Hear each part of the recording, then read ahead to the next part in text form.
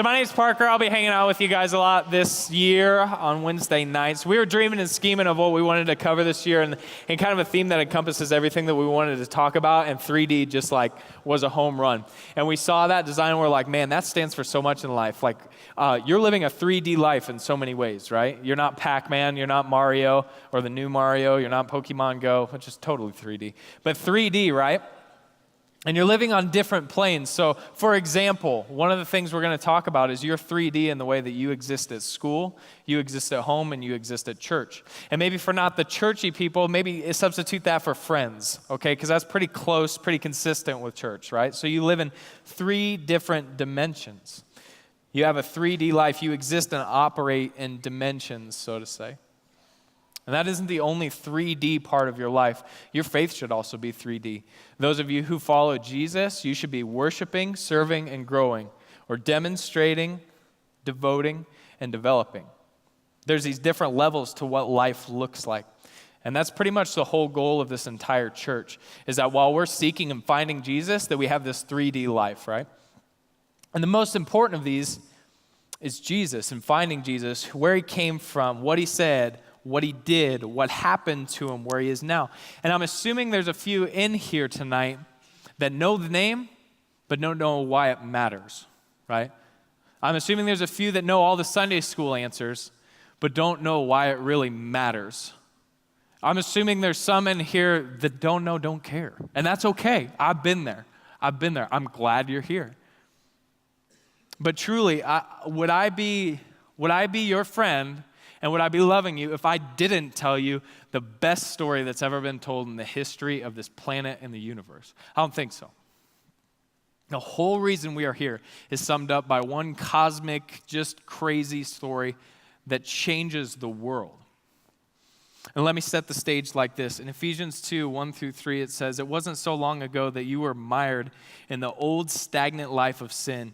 You let the world, which doesn't know the first thing about living, tell you how to live. You filled your lungs with polluted unbelief and then exhaled disobedience." We all did it. All of us doing what we felt like doing when we felt like doing it, all of us in the same boat. It's a wonder God didn't lose his temper and do away with us, the whole lot of us. But instead should be the sweetest word you've ever heard after you just read that, because you deserve to be left behind. You should have been left behind. Instead, this is what happened. Where he came from. For thousands and thousands of years, people had been failing to be perfect for God. They had been separated by sin and death, and it's like there was 2 different dimensions that couldn't touch, right? But God, through some people, told them that someone would eventually come along to fix that. Someone would fix it. Someone different than any man that had ever lived, and you'd know him when you saw him. You'd know him when you heard him speak. You'd know him when you saw the way he treated people. You'll recognize him. So over like 2,000 years ago in the Middle East, some unmarried teenager got pregnant. And she was told that this is a miracle, that this is a mission that you've been given. And God spoke it to be, and angels confirmed it and said, "Hey, you're good. Don't worry about it." And her fiance said, "I trust you. I trust God." Didn't ask any questions. A lot of rumors you could imagine were circulating. A baby was born. This is where we get Christmas. Christmas in July, right? September. All the middle schoolers are like, "Yeah." I get it. I love you, middle schoolers. I'm so glad you're here. So they got away. They got away from all the people that were trying to kill him, because they were told that a king was born, and a king doesn't like when another king is born when he's got power and someone else might have power, so he was trying to kill him. So they got away to a town that was about the size of Alda. Anybody from Alda? Let me hear you say, "Yeah." Kind of. Yeah, okay. Yeah.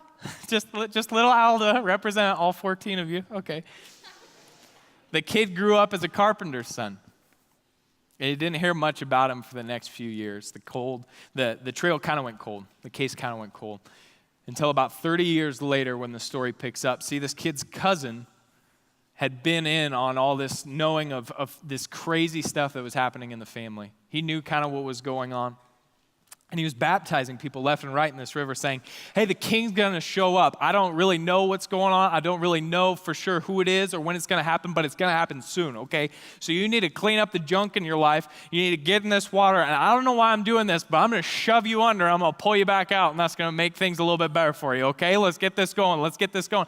And all of a sudden, that kid from Alda, now a 30-year-old man, steps onto the scene, and his cousin recognizes him and goes, you're the one.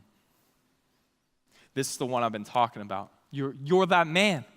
There's no way I can do this. And the guy's like, shut up and just dunk me. God told me to do it, okay? He's like, well, I guess that works for me. And so he baptized him. And after this man was baptized, that's where things start getting crazy. That's when the world starts changing. And tonight I want to kind of walk through you with some of the most heard misconceptions that I've heard over the last few years of being a Christian. I'm like 5 years in right now. And so here's just a few of the things that I've heard that I want to help you understand. Here's one of the misconceptions. Jesus never really lived. He's a made-up story to make people feel good. False. No serious scholar, religious or atheist, argues that Jesus really lived. They all accept that as a fact. Nobody is arguing whether or not he existed. They're arguing about whether he's God or not. But nobody's arguing about whether he existed or not. Here's what he said. What did he say? So a little while later, he drops into this church service in his hometown. Like I said, imagine Alda. So 4 people, 1 guy playing bass. Amen. Amen, amen. That's a Kentucky joke. Any Kentucky people out there? I know 3 of them. Okay. The hat feels so loved right now. So he walks up to the front of this church service and he grabs this book, the Word of God, flips it open, and reads these old words of a prophet. It says, God's Spirit is with me, and he's chosen me to preach the message of good news to the poor. He sent me to be the guy that saves everyone and sets people free. And he shuts the book and he sits back down, and everybody's looking at him. He goes, it's your boy Jesus. He's going, but seriously, he goes, no, this whole thing is going to happen through me. And it's happening now. This is it. This is where it happens. You know what they did? Tried to kill him. So next, for real, check it out. That's how the story goes. It's today, he said. And so from that point on, he went out telling people that he had everything that God had. And he and God were one and the same. And there was 2 options at this point for everybody who ever ran into him. There was 2 options. Either this dude's a freaking lunatic, or he really thinks he's God. This dude's either crazy, or he really is who he says he is. There's only 2 options. And he's telling people what heaven was like as if he'd been there, as if he'd experienced it, and how they can find peace and joy. And the people that hated him the most were the religious people. They hated him the most because he was collapsing their whole power system. He was wrecking it all for them. The people who loved him the most were the people who were broken and hurting, real people with real problems. Because over and over again, he kept setting them free from that stuff in one way or another. So the religious people kept getting more jealous and more angry. They wanted to kill him and get it over with. And they were looking for a way. And on that note, he predicted his own death 3 times, crushed it, and it happened exactly how he called it. He called a shot. He goes, crushed it. But that happens later in the story. He told people what they were thinking. He stunned them stupid with his ideas and his teachings. They didn't know what to say. He told people he was the only way to heaven. He said he was God. He said he would save everyone who believed in him. Everyone. Doesn't matter. Misconception. First misconception on this. He was just another one of those church people going along with what the Bible says. Wrong. The thing about Jesus was that he taught and spoke on his own authority, in his own experience. He said, no. You listen to me. You listen to me. He told of new things and told them like he had been there and seen it himself. He wasn't contradicting the Bible. He was just stepping right in it and saying, I am. I am what this is talking about. Second misconception, he and his followers were just a bunch of people running around telling other people what they did wrong, hating them, and had picket fences that said, God hates you, you're going to hell. False. He was the one that spent time with the people that the religious people wouldn't even look at. With the prostitutes and the thugs and the cheaters and the people that cheated on their spouses and people who stole and killed people. That's who he was around. He didn't tell them what to do. Check this out. He didn't tell them what to do. He just gave them a better option. He didn't tell them what to think. He just gave them a better option. And when you asked Jesus to leave, he would go, all right, peace. You don't want me here? That's fine. He'd peace out. He'd be gone. But the people would say, hey, I want that option. I want that option that you're giving. He'd go, cool. Follow me. I'll show you how to do it. I'll show you how it's done. What did he do? What did he do? This guy performed miracles. He was getting famous for it. He turned water into wine. He calmed storms with the snap of a finger. He walked on water. He healed the sick. The blind could see. The lame could walk. He raised people from the dead. This is history. This is history. He was so confident and so sure of what he was doing that he said, hey, if you don't believe what I'm saying, at least believe what I'm doing. Because I'm putting my money where my mouth is, and I'm walking the walk and talking the talk. If you don't believe what I'm saying, at least watch what I'm doing when I'm raising these people from the dead. At least watch what I'm doing when I'm feeding 5,000 people from this much food. Watch what I'm doing. I'll show you that I am who I say I am.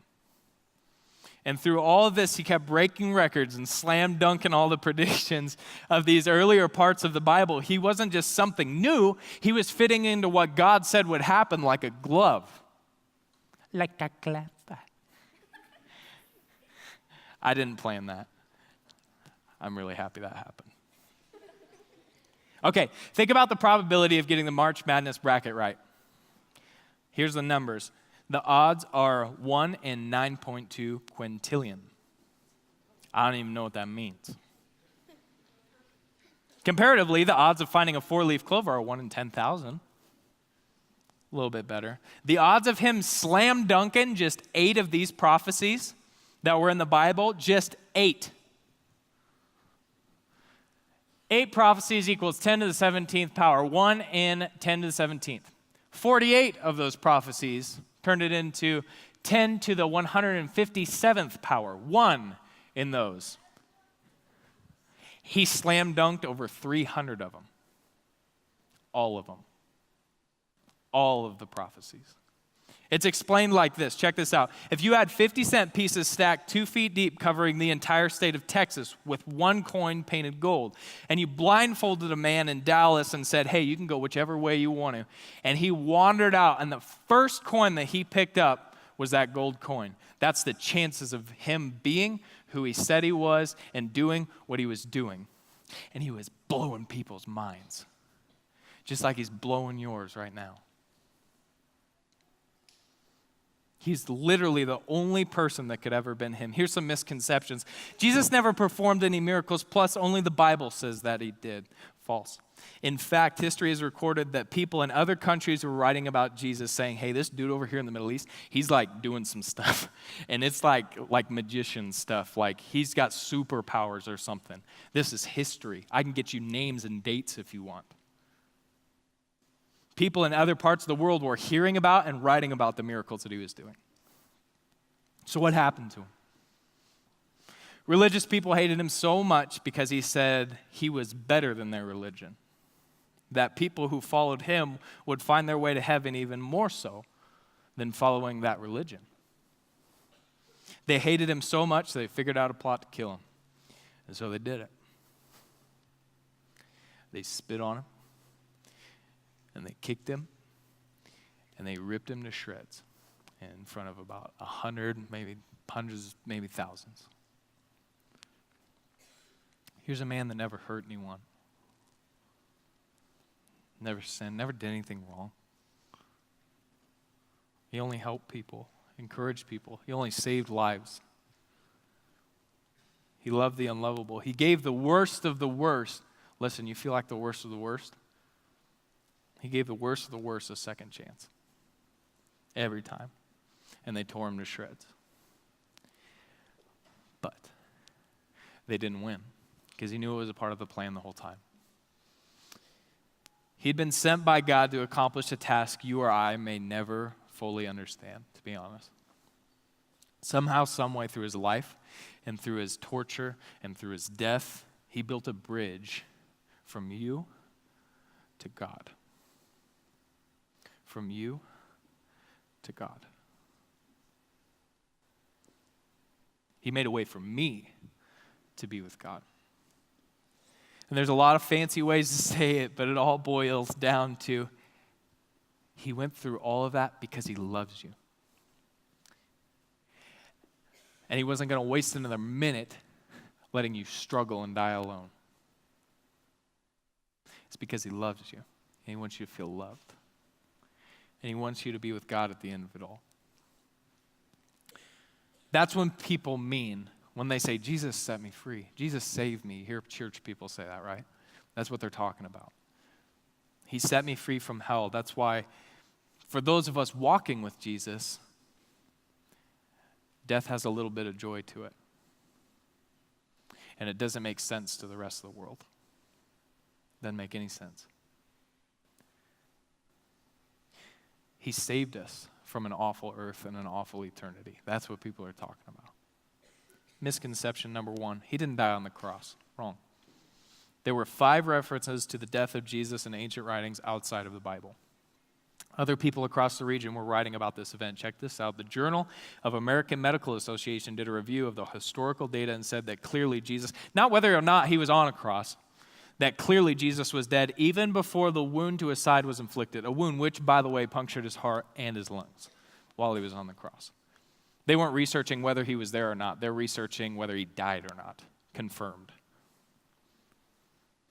Second misconception. The tomb was not empty. Jesus' body is still there. False. The people who put him to death confirmed the tomb was empty. The army who killed him came out and said, someone stole the body. It's gone. It's gone. All they had to do, check it, all they had to do was grab this corpse by the ankle and go, here's your God, okay? Shut up. You're done. But they couldn't. So they didn't. In fact, if the tomb wasn't empty, to be honest, I don't think we ever would have heard about this Jesus dude. Just another one of those crazy dudes. But that changed. So where is he now? Everyone thought it was over when he died, but that was only just a checkpoint in the rest of the story. He not only predicted his death, but he also predicted the same Spirit that gave him the power to heal and raise the dead would also raise him from the dead. He predicted that. He called his shot. He goes, that's where I'm going. Crush it. And by that, he slapped death in the face. He said, you got nothing on me. You got nothing on me. And for all the people that follow me and believe in me, you got nothing on them either. He appeared to tons of people after he rose from the dead. The people who killed him admitted he was gone. They blamed it on the followers for stealing his body. Can't buy that for a second because the Bible even says they were a town or two over in a locked closet because they were afraid they were going to get ripped to shreds too. He rose from the dead. There was witnesses. I can talk to you all day about the evidence of this situation, but here's the best of all. He promised that he would be with everyone who turned to him for hope. And he would do this through the Spirit that performed the miracles through him. That he performed these miracles through. The Spirit that raised him from the dead. That Spirit that would direct and comfort your soul. He said, you have got to go tell people about this. You have to. Because those people are hell-bent and hell, they're headed that they're not good. It's not going to be good. It's not good. You have to go tell people about this. You have to go tell people about this. And so he left, and the Spirit would come and be with everyone who believes in him. It's hard to understand. It's hard to understand that part, but he said that that's the way it has to be And so I'm like, okay, sounds good. You got it, dude. You kind of proved yourself, so I'll take your word on this one. And you can read about what happens next. It's called the New Testament. This is the best story ever told, a confirmed history of a series of events that happened over 2,000 years ago. This is Jesus. And we are a Jesus church. Element is a Jesus church. It's all about Jesus. It's absolutely 100% about Jesus. Misconception about Jesus. Jesus is gone. He's somewhere else. He's far from here. Wrong. I thought about defending him and sticking up for him, but then I decided I'll just use his own words. And be sure of this, he said, I'm with you always, even to the ends of the age. So let's go back to where we started. We were helpless. We were shipwrecked. We should have been left for dead. We should have been left behind. But instead, Ephesians says, immense in mercy and with an incredible love, God embraced us.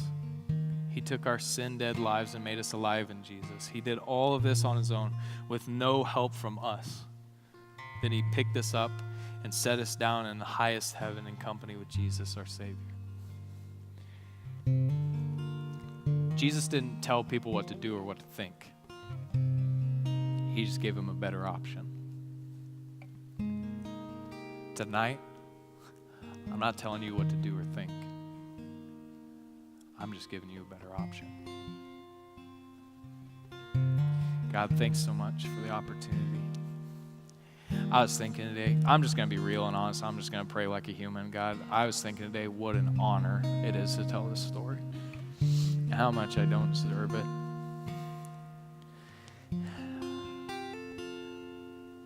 But here we are. And God, I am so thankful that I heard this story in my life because I needed change and I needed air to breathe and I needed to be broken away from sin. And you set me free. God, it is hard to comprehend you and Jesus and the Holy Spirit because we're human. And you say that your understanding is so different from ours, and I trust you with that.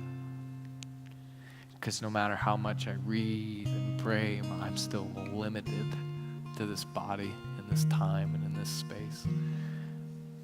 But in this time and in this space, I have a choice to make. We have a choice to make. And that's whether or not whether or not Jesus really existed. It's whether or not he's God. It's in Jesus' name we pray.